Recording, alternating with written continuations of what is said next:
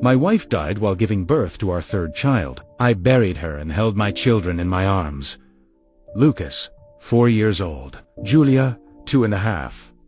And David, not even a month old. My mother stayed to help care for them and pressured me every day to remarry. I refused, even as my entire family insisted I needed a wife again. 2 months later, I married a woman of good character.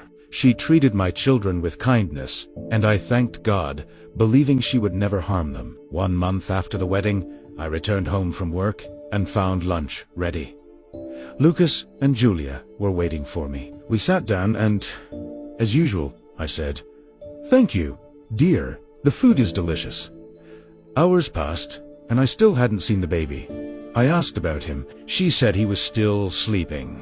I went to check on him, shook him gently, and he didn't wake up. I lifted him in my arms. His body was cold and stiff. The doctor told me he had passed away. "Why, doctor?" I cried. He answered, "It is God's will." I buried my son beside his mother's grave and said, "This is your child, my love. Please take care of him." When I returned home, I noticed the children looked unwell.